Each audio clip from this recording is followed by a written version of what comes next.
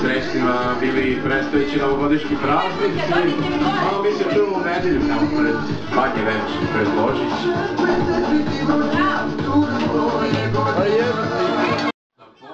Da najbolje šapu i možda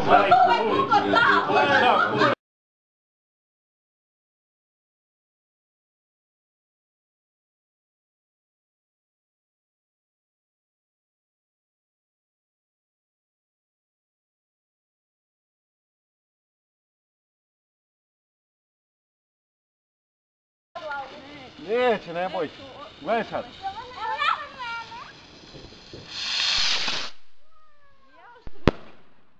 Gledaj ponovo, gledaj ponovo. Ide ponovo, gledaj.